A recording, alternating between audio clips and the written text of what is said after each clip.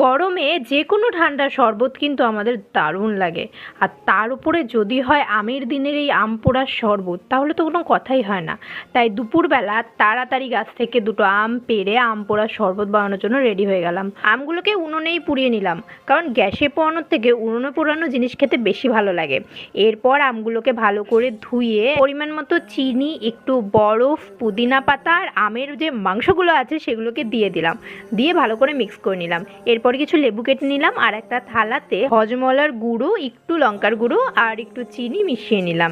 এরপরে ঠান্ডা জলে আমের সেই মিক্সচারটা দিয়ে তার মধ্যে পরিমাণ মতো লবণ আর চিনি দিয়ে হজমলার মিশ্রণটাকে গ্লাসের ওপরে লাগিয়ে নিলাম। আমি আম পোড়ার শরবতে কিন্তু লঙ্কা ইউজ করিনি, কিন্তু ওই মিশ্রণটার মধ্যে লঙ্কা ইউজ করেছি যাতে একটু ঝাল ঝাল লাগে। এরপরে কিছু বরফের টুকরো আর লেবু দিয়ে সার্ভ করলাম অ্যান্ড নিজেও খেলাম। দারুণ হয়েছিল খেতে। ট্রাই করো, আর ভিডিওটা ভালো লাগলে চ্যানেলটা সাবস্ক্রাইব করে দিও। টাটা।